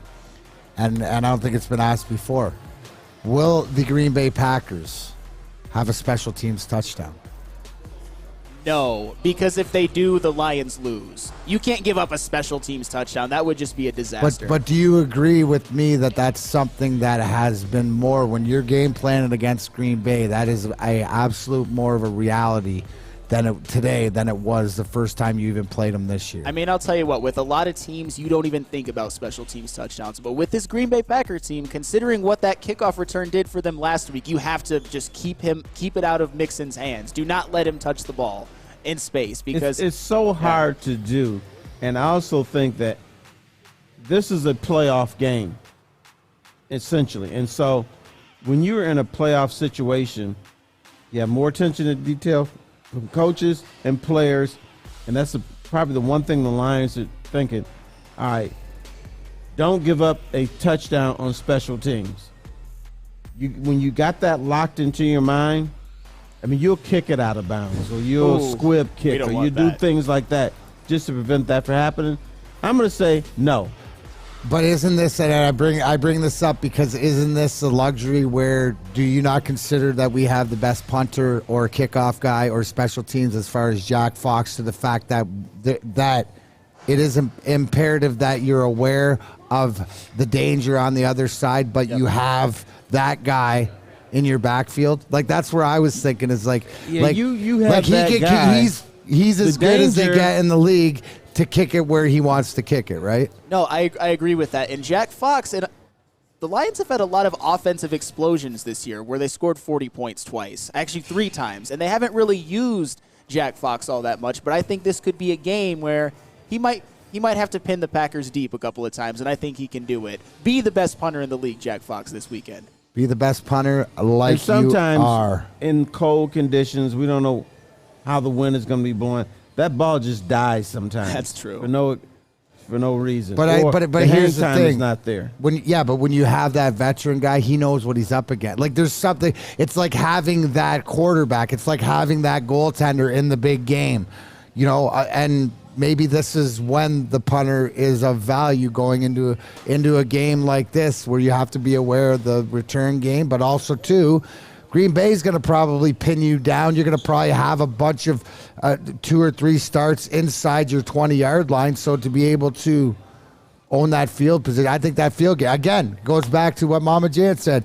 It's going to be fugly, but you know it's not fugly. Going back to the ugly baby. Absolutely, ugly babies, but you know what? Where you get them all beautified, Lady Jane's. Yeah, come to Lady Jane's for an award-winning haircut experience and register for a once-in-a-lifetime opportunity to win a down payment for your dream home, up to $200,000. I said it, $200K. So walk into a Lady Jane's, open 7 days a week. Walk in anytime. It's wicked awesome. Hey, it's Sean Jordan from the Sports Marketing Agency, and SMA wouldn't be who we are without our amazing partners. Thank you so much, Sean. You know, at Detroit Wayne, we want to serve as a resource for you and your families. We offer mental health services, substance use disorder services throughout our communities, and we want to be that source and resource within the community. If you or a loved one are suffering from a mental health or substance abuse issue, please don't hesitate to call 1-800-241-4949. You don't have to go to the beach, man. You don't have to get your butt crack full of sand. You just need a little chili peppers, man, to get that glowing beach chili peppers tan. Woo! With 26 locations in the Metro Detroit area and more coming, Chili Peppers Tanning is where you'll find the cleanest salons in the D. Join the Pepper Club for the best deals on unlimited tanning. Head to chilipepperstanning.com. You just need a little chili peppers, man. Get a shot up. This is for the win. All of Detroit's sports teams live on Woodward. All of Detroit's sports coverage lives on Woodward Sports. Driving the best in Detroit sports coverage. Matrix Home Solutions is your go-to for any home project. Looking for a new man cave? They are the basement remodel experts. They also specialize in bathrooms and kitchens. An A+ rating by the Better Business Bureau. Call 888-594-8844 or go to matrixhomesolutions.com. Hey, it's me again for the Monroe Street Midway Minute. The Midway has swapped roller skating, basketball, and mini golf for giant Arctic slide, winter bumper cars, and indoor arcade and puck putt. Winter bumper cars is obviously a lot of fun. The Arctic slide. Have an Arctic blast. Ride an inner tube down the 20-foot high, 80-foot-long slide brought to you by Come Play Detroit. I'd love to see the heavyweights do that. Or you can even do puck putt. Go for a goal in one. I'm sure, DMac, you would be great at that. The Midway Arcade. And also, everybody's favorite food. Warm up with toasty treats. We're serving burgers, pierogies, homemade chili, chicken sandwiches, and mac and cheese bites, plus gluten-free and vegan goodies. Coming soon, the Woodward Sports Olympics. You'll be able to compete against Darren McCarty, who's right in front of me, Braylon Edwards, Adam Baidoon, Ryan Ermanni, and the Woodward heavyweights, and all the Woodward's sports family in Monroe Street Midway games. Check out deckedoutdetroit.com for all your winter fun information. Oh, more competition, it sounds like, Terry. That's all it is. Life is about competition. Big D energy on this Friday. Trophy? What's that? I'll be trying to win it if they another trophy. I mean, I will be presented the Feldman Cup for the picks of the year, stuff like this. It's just I collect, I collect rings and belts and trophies, whatever. Yeah, you got to overcome. If there's officials there, they're not going to look kindly upon you. They will hook up the final word, guys, ahead of you. So. Don't you worry about that. I'm used to dealing with officials back in the day. Okay. But thank you for that. That is old school where Terry's letting you know. I'm looking in the chat thread. Like Pisses fan 11 says 95% of the experts are picking the Packers. And then I see Captain Genius say, yeah, all the experts like the Wolverines too, didn't they? Yeah. So that just goes to show you, it's sort of like we're back in there talking Big D Energy, talking about some NFL, obviously the Packers, the Lions. We're going to take a little bit. We just did the NFL nickel package. If we do the NFL, we got to do college. There's one game left, and who knows what Sam Flannel's going to come up with after that last weekend game. So, Sam Flannel, if you will, can we get the college football nickel package, please? Oh, of course, and this is an all-national championship edition. All right. Question number one. So no Michigan questions. No Michigan questions. Okay. I did do them Tuesday. If Kirby Smart wins his second consecutive national championship with Georgia, is he already a top 10 college football coach of all time? Yeah, but you have to understand he's had so many problems earlier where it's just he couldn't win the big game. Yep. But at some point you evolve into something. I think he's put Georgia in that short list of teams that can win titles. We always think of Alabama, Georgia, Clemson, and the rest of the field. He's in that elite group, so yeah, he's a top 10 guy. You know what? I think that obviously proof's in the pudding, but you look at the path that it's taken to get there, and he's climbed that mountain, falling down. I mean, maybe it's something to look at that eventually if you continue to persevere, you can get there. So out of perseverance and tenure and stuff like that and what he's done in the time frame, yeah, he should be in the conversation. Well, because remember under Georgia, before Kirby Smart, even the early part of Kirby Smart's tenure, under guys like Mark Richt, it was always Georgia, always Georgia's. They don't win the big game. They don't win the national championship. But under Kirby Smart, they already won one, and they're double-digit favorites to win their second. So at this point, I would probably have to say the lower end of the top 10. Yeah, but it gives you hope. Yeah. And I'm not going to count guys who were coaching when they wore leather helmets, or all they did was run the wing tee or some stuff like that. Stone Age football, I don't count it. This modern football is the only ones I'm going to consider as at least a top 5. I was about to say, I would put Kirby Smart right below Fielding Yost. Of course. No, I'm kidding. Of course I'm kidding. All right. And Benny Osterbaum. Benny Osterbaum. All right.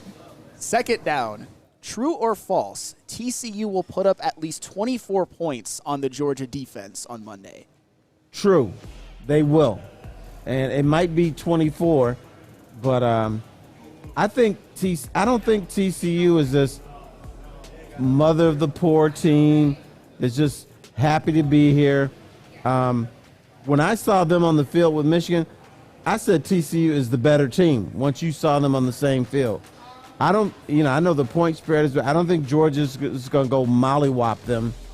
I think this is a legit team, and they're going to score some points. They're going to give up some points, but I think they're going to score something. Do you ever think TCU would put 51 up on Michigan? Not in my wildest nightmares. Right, and even if you're considering that JJ gave them 12 of that or 14 of that, whatever, forget about So what I'm saying is that this TCU team, to Terry's point, is better than what you thought they were.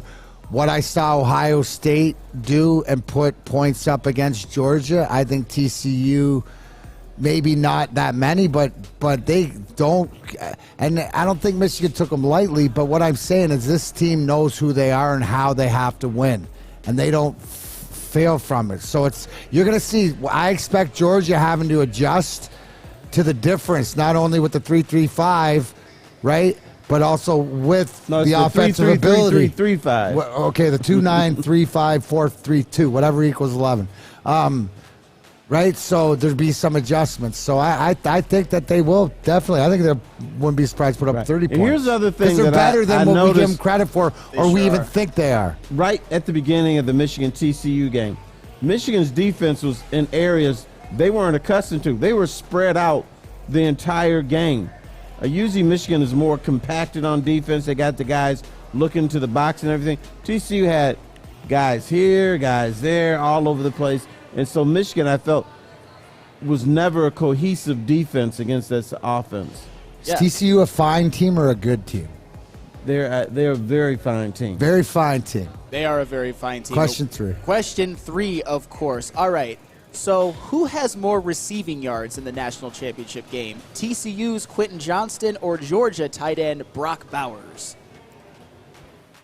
I'm going to go the Georgia tight end because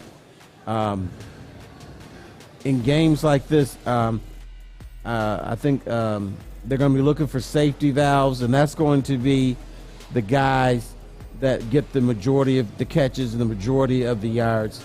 It could be a wide open and let's shoot it out thing, but I think Georgia's still going to stick to their guns, get it to their tight end, and Georgia can shut down one aspect of TCU's offense, and I think that's what they'll focus on, and it's going to be hard for them to let him go off on them. I don't think you look at that Georgia-Ohio State game. They took the tight end rate out of Georgia's tight end early in the game, stuff like this. So I don't think that. I think Georgia's going to hammer down and use him because is he not like the best in the nation or like it's a total mismatch against everybody else, right? Size-wise and what he covers. So I expect. You know how good he is? He is so good that if Matt Patricia and Bob Quinn were here, they'd take him in the first round. That's how good he is. I'll tell you what, he's one of the most talented college tight ends I've ever seen. But I would actually go with Quentin Johnston on this one. I think that he's just all world, and you see that even in the last game, all he has to do is take one to the house, get that one big play. But it's going to be a hell of a kind of an individual sort of matchup on both sides. But I would go with Quentin Johnston. But Brock Bowers, I think he'll show out as well. All right, question number 4. I do not like asking this question, but I will do it anyway. Which QB accounts for more touchdowns in the national championship game, Max Duggan or Stetson Bennett? All we do is disrespect Stetson Bennett. He can't Myself throw, included. He can't run, he can't throw for touchdowns, he can't do anything. But he keeps proving people wrong. I'm going to go with the Stetson man. Max Duggan might be the toughest human being in college football. Yeah. He's going to put 2 on the board, but Stetson Bennett, what he does when it matters, right? And you might not like him, but oh, wow. But you know what tough guys do? Sometimes tough guys just put their head down and just run for the damn touchdown. Yeah, but I'm going to go Bennett because I think that Georgia wins this game. And as we saw in the Ohio State game, when they needed that throw, that catch, whatever, he was there to make it. Again, you're going to have I think he's going to be back-to-back.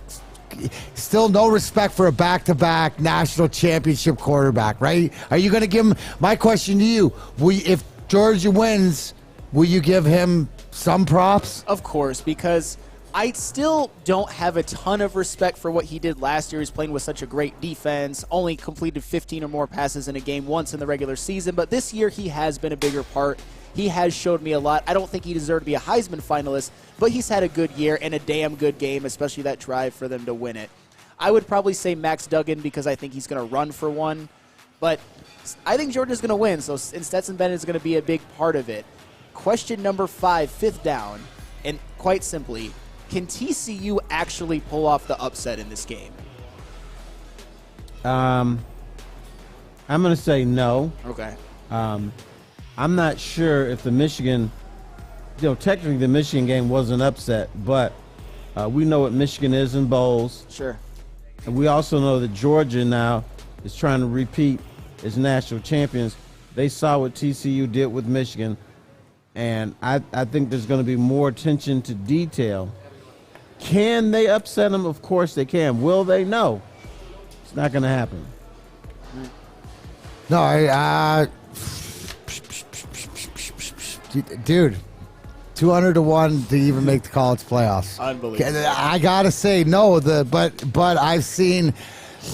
Here's the question, Sam: if TCU won, would it be a huge, monumental upset?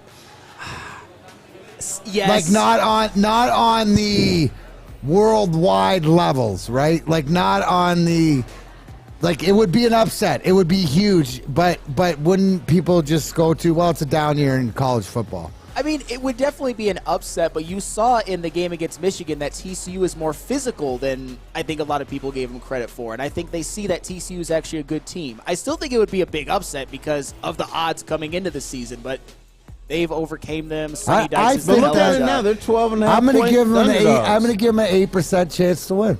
A what percent chance? 8. 8. Okay. I thought you said 80 for a second. No, okay, I said 8. 8. Yeah, we're going to kick you off the set. Okay. that is. I'm glad that didn't happen. Yeah, that is. What percentage would you put it at? 15. Okay. Well, okay. Yeah, something like that. Mine's Canadian, so I do the metric and it works. There you go. Yes. Tell us about Cintron. Cintron. That was the college football nickel package. Now to tell you about Cintron. Cintron is the official energy drink of the Red Wings. Cintron has combined all 3 of their delicious flavors into a limited edition 6-pack sampler box. Try Cintron's great-tasting cranberry, classic, and sugar-free all in one pack. Okay. Pre-order your Cintron 6-pack sampler box today at CintronWorld.com/Red Wings. Get energized with Cintron, and let's go Red Wings. Appreciate it. Introducing the Planet Fitness Guide to getting that post-workout glow. Step 1, what's your why? More epic energy, better sleep, blow off steam? Step 2, join Planet Fitness for just $10 a month and get moving in our clean and spacious clubs. Step 3, bask in that post-workout glow. Join Planet Fitness today for just $10 a month. Join today at any of the 50-plus Detroit area locations.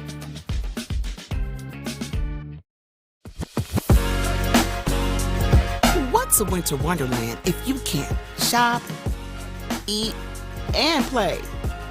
Lucky for you, you can do it all at the Downtown Detroit Markets, Cadillac Lodge, and the new winter version of the Monroe Street Midway, all located just across the street from Campus Martius Park.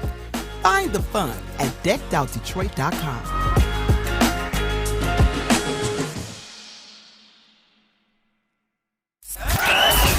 We are the network for Detroit by Detroiters. Welcome to the Woodward Sports Network.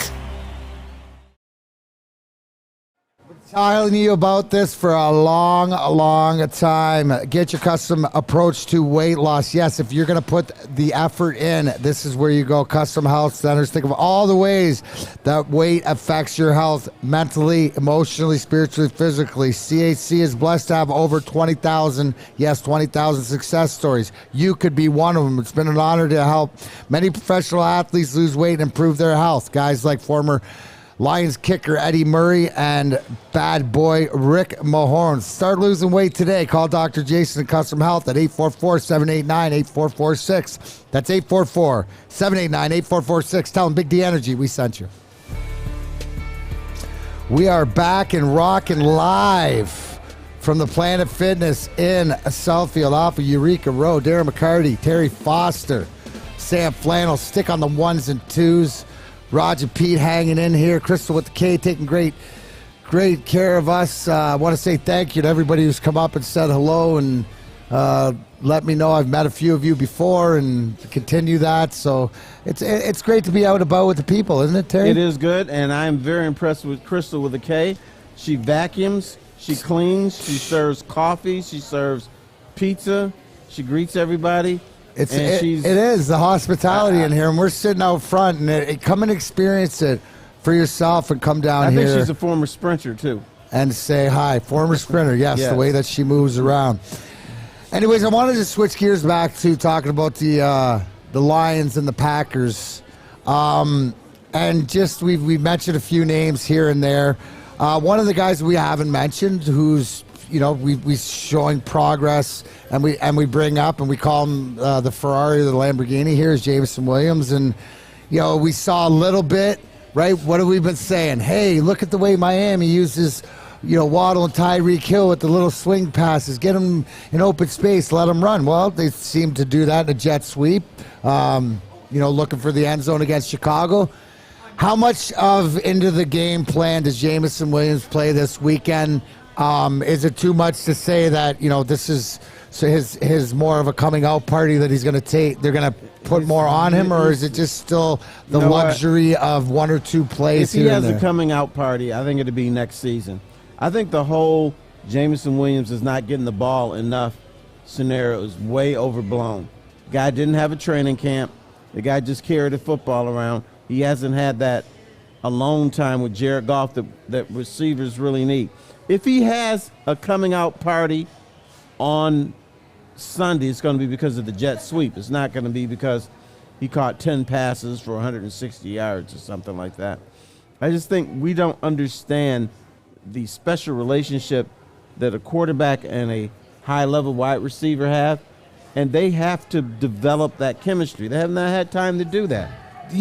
Terry, you've covered sports in this town a long time, right? Does this situation remind you of anything back in the day of sort of, because I don't want to say kid gloves, because they're not, because there's obviously you draft a guy that you're going to use in the future. Now, his ascent as quickly for the public and for the fan base hasn't been, but to me, the Lions know exactly what they got, and they're err on the side of caution more so for the future. Does it remind you of anything covering sports back in the day? It does. It reminds me a little bit of Herman Moore. It does. Herman Moore got off to a slow start.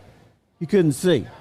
He had either the wrong contacts, the wrong glasses, and so they corrected that, and then he became a very good wide receiver. So how long did that take? It took a few weeks. It probably took, I'm going to say maybe a month and a half. So different adjustments, and we're not talking about obviously. But he had training camp. He had. Right, and I guess that's to the point, right, is the fact of how important, especially in the NFL, getting those reps and getting training camp, and even more so is what do we hear about all the time? Oh, the quarterback and the receivers, they flew to this place and, they hunkered down together and practice together.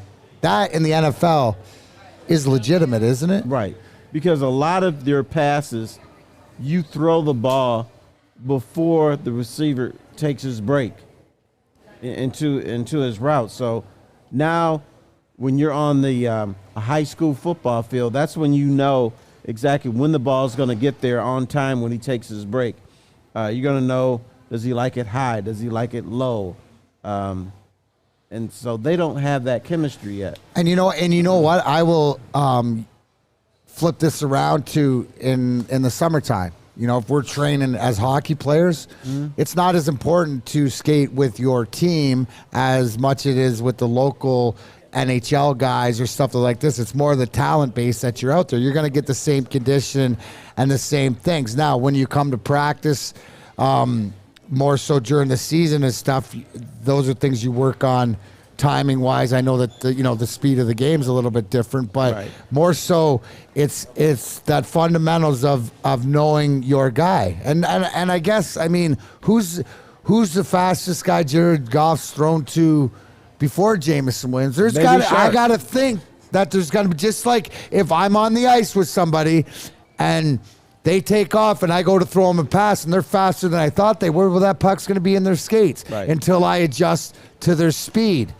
Chris Draper, he'll just go offside. It's a little bit different, but good NBA point guards, when they're feeding the ball into big men, or do they still feed the ball into big men in the NBA these days? I don't know. But when they did that, they would play pickup games. And one thing they wanted to learn about their big man, does he like the ball low? Does he like it chest level? Does he like it high when you feed the ball in? So it's little things like that we don't really notice, but it's stuff that they work on.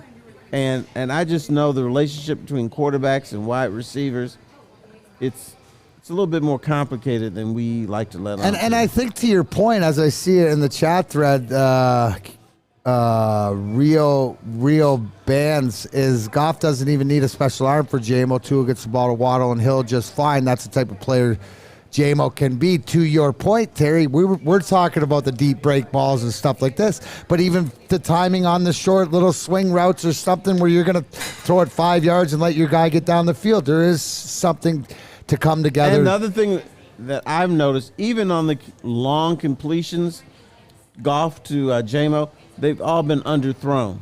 So this is a quarterback that I'm not going to say he doesn't have the arm strength, but he needs to know I need to let this thing fly a little bit sooner so I can either hit him in stride or whatever. And then all of that. Now, through it, like to that point, if they do have a healthy off season and a training camp together, how much quicker do you expect to see, guys game click one. in? Game Whoever one. they play Boom. game one, I think they'll be ready to go. So Terry, J-Mo's a special talent. Jared Goff is not a fool. He'll make his adjustments too. But I would like to see them go to Palo Alto or somewhere warm and just throw patterns. I think that would be great. so who is the most important person on the offensive side of the ball for the Detroit Lions? And obviously we'll say Goff For one he's gotta game. take care of the but who is it? Is this the game? Is this the Amon-Ra St. Brown game that he comes out and does this? Do we see DJ Chark taking the top off it with a couple long catches?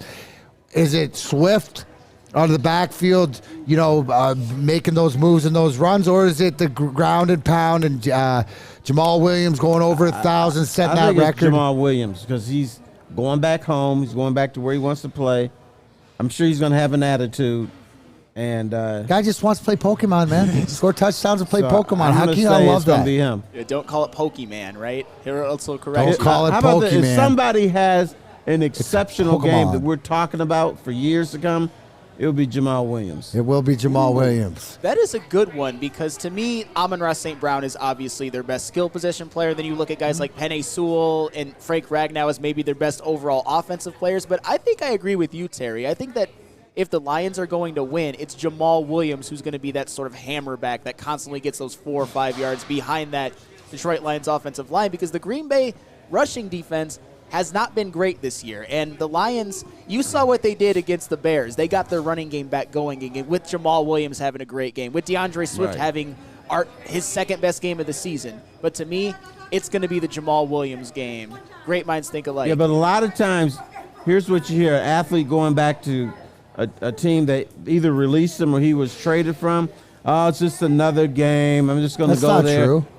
Once you ask a guy who's played against his former team before and what it meant. What I am saying is that's what we hear. That's baloney. That is. It's bullshit. Yeah. It's absolute bullshit. I scored a goal against Manny Legacy in Calgary. First time I played Detroit, and that was like payback. I laid malts out in front of the bench in Detroit. They smoked us that game and stuff like this. But no, you have some sort of pride. I'll tell you that's weird. And here's the one thing, too, which I like. Jamal Williams knows how to interpret Aaron Rodgers because he's played with them. And I'm sure they're friends and whatever and what he's saying and what's going on. So, well, they may not be. I don't think Aaron Rodgers has that locker room like he used to. But Jamal Williams used to be in that locker room. I know, but I'm saying that there was probably friction between offensive players and Aaron Rodgers. Before or now? Before. Oh, okay. I Detroit's didn't get that. I got they were tighter some of before. His teammates do too. But you can understand. But what I'm saying, if you've been in a locker room and you know a guy, especially if a guy who's a captain, a leader, or right, you know what that guy's all about. I know what makes him tick. Yep. Right, and you're gonna, and that's why you like Jamal Williams. To your point, with both of you guys saying Jamal Williams has to be the guy, to me that is the spotlight on our offensive line. Yep. We have to take over that game, and you're playing against a veteran Haas defensive line and a defense, right? I mentioned Jair Alexander seems to get a pick six or a pick every game. These are things that we have to face against. But to your guys' point, to be successful, because that tells me that is the key to a Lions victory. It absolutely is. And now, this might be a little thing, fellas, but here's what you want to see. The whole Detroit Lions offensive line come out in short sleeve shirts. We don't care if it's cold. We're just here to do our job. I don't need any Under Armour. That's a great point. T. Give the people at home some of the things that maybe you could pick up in a warm-up. Like that's going in who's ready to play or something like that. But when you see in the cold where there's offensive linemen almost like shirtless, you're like, these guys, they don't care. Yeah, or warming up with no shirts on before the game. They're like, I'm ready for this. That's savage behavior. I mean, that's the thing, because it is Detroit. We are obviously a cold weather city, but also a dome team. And that, you know what? A lot of times I think that's a little bit overblown, but going into Lambeau, the frozen tundra, I don't hate it. You know what, Penei Sewell, take us to the gun show. Frank Ragnow, let's see you all warming up with short sleeves. Mark Walsh said DeAndre Levy did that in Green Bay one year. Yeah, but his beard covered his chest, so he wasn't cold. So, that's awesome. Anyways, Sam, if you're hungry, great day. If you're out and about on the roads, I'll check and see where they are. Hey, but where do we go? You go to Cousins Maine Lobster, of course, because it is some of the best lobster I've ever had in my life. They have lobster rolls, lobster tacos, lobster grilled cheese, everything you could ever want, and they got food trucks going all around Metro Detroit. And if you want to find out where they're at or just check their menu, go to cousinsmainelobster.com. Introducing the Planet Fitness Guide to getting that post-workout glow. Step 1. What's your why? More epic energy? Better sleep? Blow off steam? Step 2. Join Planet Fitness for just $10 a month and get moving in our clean and spacious clubs. Step 3. Bask in that post-workout glow. Join Planet Fitness today for just $10 a month. Join today at any of the 50-plus Detroit area locations. It's a great day to get some Centron in your life. Okay. There it is. Centron, here we go. Gotta grab the cranberry. Oh wait, it's 2 for $4. Gotta double up with the classic as well. Centron World, baby. Centron, available at select Krogers, and if you wanna know how, go to @CentronWorld.com. You get dope like me. You know what? Why wait?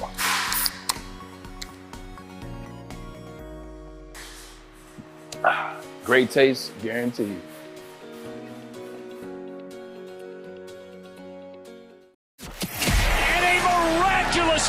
Follow us everywhere. Just search Woodward Sports on YouTube, Facebook, Twitter, Twitch, IG, and more.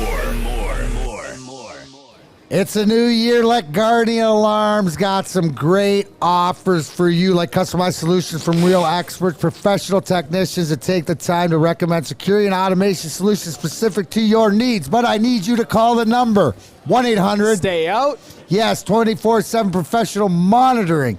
You can call anytime, day or night, and know that a Guardian team member will stay on the phone with you as long as you need it.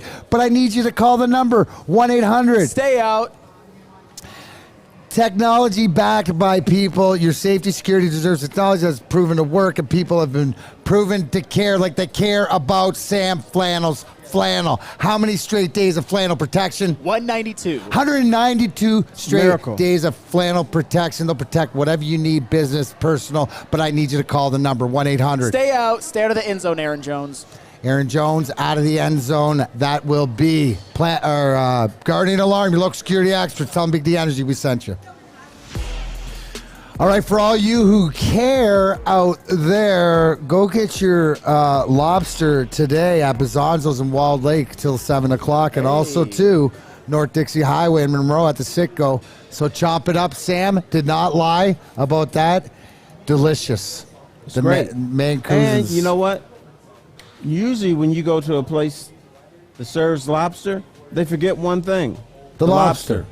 They don't. Absolutely, because they really don't serve lobster in the mainland, but these guys do, shipped in straight from the coast. Anyways, they serve. Other places serve lobster bisque sandwiches. Lobster bisque sandwich. That's weird. Anyways, Big D Energy, DMac, T Foss, Sam Flannel. Stick on the ones and twos. Talking football here. Obviously, biggest game of the year, and you got to be proud. The Lions, Dan Campbell, put themselves in this position. But let's be realistic. Right? This goes back to Neal. This goes back to his love of Brad Holmes. This goes back to the draft. It is possible that 4 of your Detroit Lion rookies will be in the top 10 in Defensive Rookie of the Year voting. Brad Holmes, still the wizard, still the guy in charge, still the guy who's bringing you different things. But what does that say to you right, give you confidence not only to your organization and the guy making the picks, but also, too, with the development and what you have on this roster? It tells me that this team is built to last, as we often say. I mean, you even look at last year, their rookies, Amon-Ra St. Brown and Penei Sewell. They went from being damn good rookies to stars in year 2. I could foresee maybe an Aiden Hutchinson or a James Houston or maybe a Kirby Joseph or a Malcolm Rodriguez. Hell, even Josh Pascal or Jameson Williams go from being like good rookies to stars. This is a team that is built through the draft. This is a team that is young and up and coming. And I think, I don't know, Terry, if you can think of any others, this might be the single greatest draft in Detroit Lions history this year. And if you had any doubts about Brad Holmes, the emergence of James Houston, a 6th-round pick, having 8 sacks in 6 games, it's just unbelievable the value that he's been able to get. And that just shows that this is a team, they're going to be dangerous for a long time. This year they might make the playoffs, and then for years to come, they're going to be competing for the division and beyond. But, once again, going back to being a real organization where there is a game plan in the draft.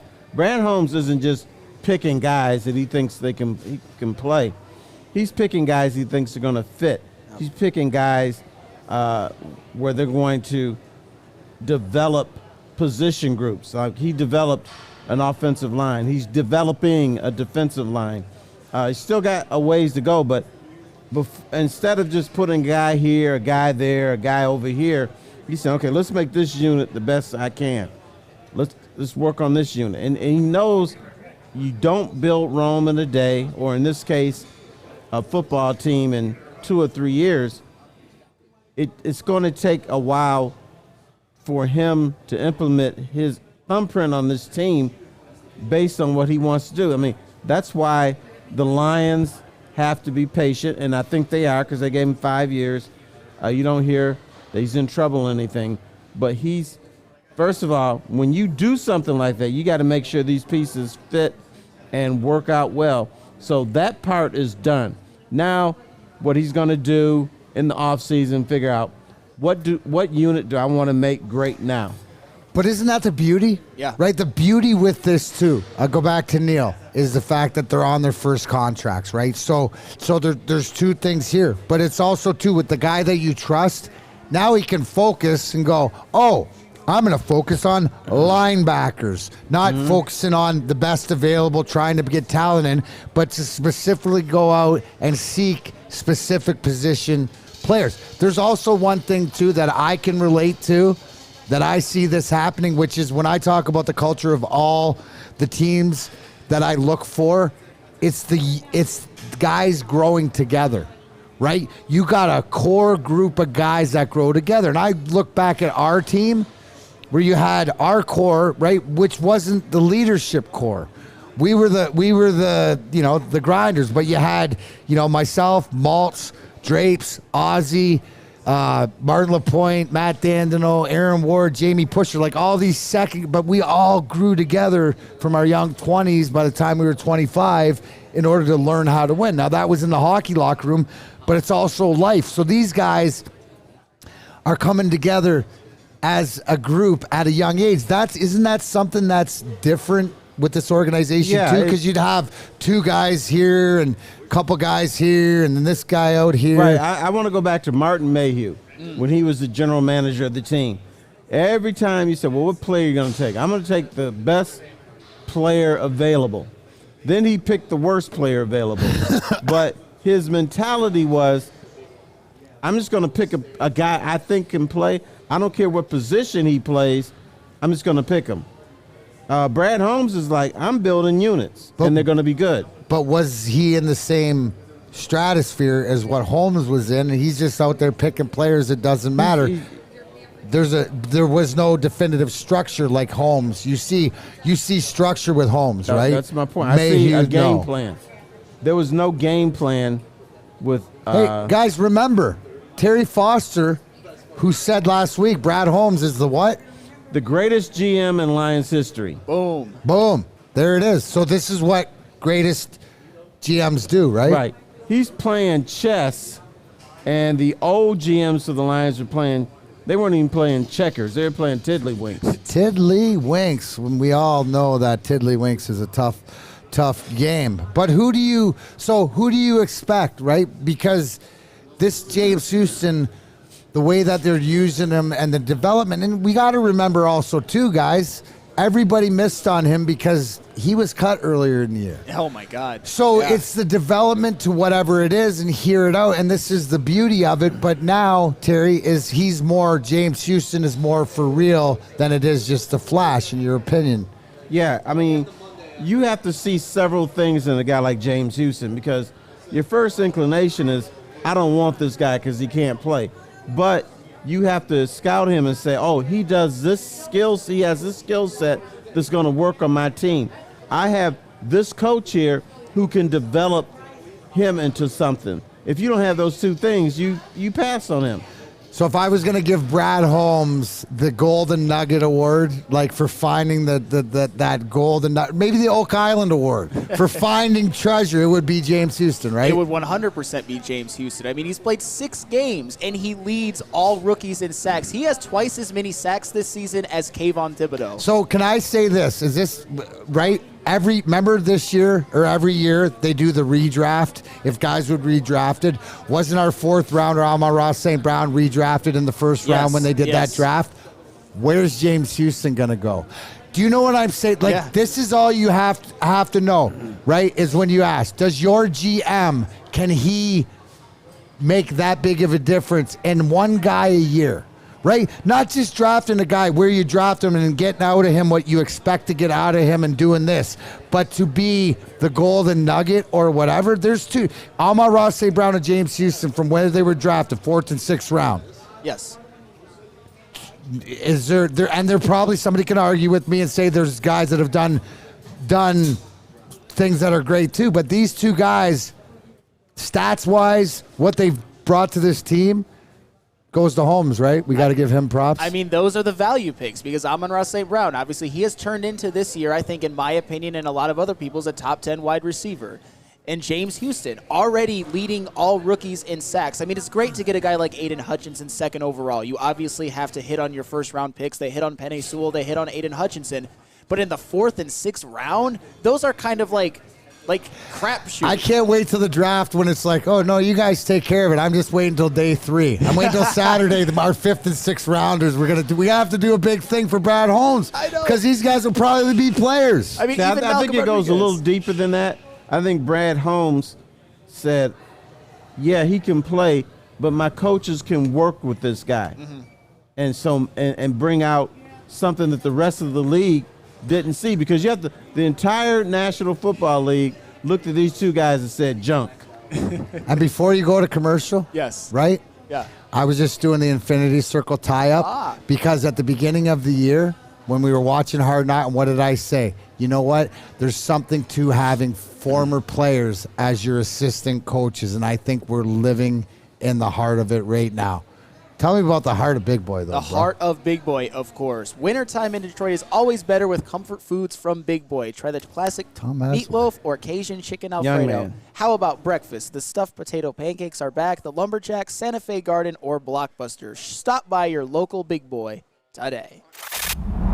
Love Woodward Sports? Love wearing clothes? Then you should be wearing Woodward Sports clothes. Check out our full line of merch at woodwardsports.com. Just click on Shop. We have all your favorite designs, like Dan Campbell kneecaps, Beverly Hills Golf, Woodward Golf, and of course, our own logoed out merchandise. Men, women, infants, kids all love Woodward Sports. Impress your friends. Impress your boss. Impress your dog. Buy Woodward Sports merch today. Fellas, let's be honest. We like things to be easy. We like simple stuff, like sports 7 days a week. We like things uncomplicated, like Lady Jane's Haircuts for Men. Open 10 to 8, 7 days a week. Walk in anytime. Sign in, sit down, watch your favorite team play. And before you know it, your hair will be game ready. Open 10 to 8, 7 days a week. Walk in anytime. Lady Jane's Haircuts for Men. It's wicked. Chili Peppers Tanning is where you'll find the cleanest salons in the D with spotless, sanitized rooms and trained and certified tanning professionals. Join the Pepper Club for all the best deals. They'll beat all competitors by $5. Don't forget to pick up Australian Gold, Designer Skin, Caltan, and Swedish Beauty Lotions. ChiliPeppersTanning.com, the hottest bulbs, the hottest deals, the darkest tans, your vitamin D headquarters. 27 locations and more coming. It's Chili Peppers Tanning. Chili Pepper Tan. Nobody can do it like spending your fish. Big D Energy. I'm staring at Tom Mazaway. Make sure you get another slice, Maz. You can fit another slice on there.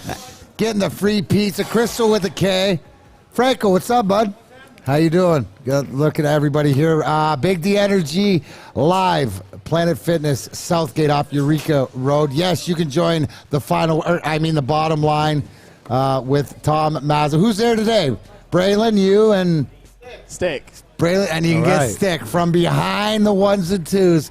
See, that's why Stick is our Amon-Ra St. Brown here at the station. He's a final worder. He is a final worder, bottom liner, you name it, you know it. Anyways, let me get your final word here, boys, on this game. What is the line, Sam Flannel, as we go? Do you know what the Packers-Lions line? I think it was 4.5. 4.5 points. Green Bay favorite. Terry Foster, I go to you. Is this one of your picks? Do you want to give the people your 3 picks for the weekend? Yeah, I think the Lions will cover, but they will lose the game, a tight ball game in Lambeau. They're not going to embarrass themselves, and we won't be talking about same old Lions. They just lose a ball game. Same old. That sounds like a Mason Crosby, field goal from 27 yards with no time on the clock. Sam, what do you think? Oh, man. I hate to say this. I have the Packers on a game-winning field goal by Mason Crosby. I know. I hate to say it. For the cover? For the win. The Packers. Oh, for the win. Packers win this game. I know. But do they cover? No, they do not cover. Okay, they do not. So you're taking the Lions and the points. Lions and the points. But he'll figure this betting thing out soon. Yeah, I know. He's a rookie. I know. The Packers have been running the ball so well with Aaron Jones and A.J. Dillon, and their defense has been playing better. I think at home they're going to rise up. Aaron Rodgers is going to play one of his best games of the year. The Lions will keep it close, but at the end of the day, the Packers get it done. And I want to be wrong so bad. Lions cover, Packers win. Well, as being your Feldman 2022 season champion going into the last week, as we know, it doesn't matter, but I've taken Seattle, right? And I've taken the Lions, and then I've taken Jacksonville also. But I think it's going to be a close game. Yes, the expectations, a one-score game, obviously, in Green Bay. I do expect Aaron Rodgers to be Aaron Rodgers, but here's the beauty, guys. We just came off last segment about youth and about young guys, right? They don't know any different. They're playing together. Now, if they can play discipline, continue the heart, and use how they got slapped around on the road in Carolina to come out and play better and bounce back, I think they can do it. Are they ready to do it? Well, the beauty is the whole NFL wants to find out. But Sunday night in prime time. That's why it's not different. Aaron Rodgers is like that bad guy in wrestling where he's getting his ass kicked, but he hits you over the head with a chair and wins. Yeah, that's I think Aaron Rodgers will hit the Lions over the head with a chair, take illegal tactics, and pull it out somehow. So, so in that aspect, and can we not all agree, right? I don't want to be sitting here Monday having to say, did you see that brutal face mask call, or somebody with a personal, with the penalty? The same thing goes, in my opinion, right? The discipline, winning the turnover battle. And the one thing that we haven't really talked about as much as in years past is the discipline. Yep. The penalties and stuff like this. This has been a great year, but I think this has to be one of the best games for them to do it. So I got the Lions. I think the Lions are going to win outright. I think it's destiny. I think it's going to be tough. We're going to be at the edge of our seats, but look forward to it. It's about time. It took all year that we finally got the respect from the league. Yep. And, well, we'll see if they got respect from the league, from the officials. The television show. We can the only TV baby doesn't count. stuff. They put it on TV. TV has nothing to do with this game. They put it on TV. I know it's on TV, but No, they put it on the primetime last game of the year. Last game of the season. That has nothing to do with who's going to win this game. I'm saying. No, I don't, but it's out of the respect. No, I'm talking about respect on the field. Oh, no. We're not there yet, Terry. We still got to get Jameson Williams the ball downfield first. Any big plans for the weekend? No, I'm chilling out. I'm not doing anything special for the game. I'm just gonna go in my man's. Are you room gonna and go watch enjoy it. your new 55-inch TV? Yes. Yes, Terry got a new 55-inch TV. If you want to see it, we will get updates. TVs are just so much better than they were even like 4 years ago. So much better. That's T. Even Foss. the crappy TVs are great. The crappy ones are great. Price point is down, as Stick says. Stick points to this one. Anyways, stick around. Coming up at 2 o'clock, you got the bottom line. Stick, Braylon Edwards, and Tom. The final line? Mazaway. What? Final line? Final line. Bottom line.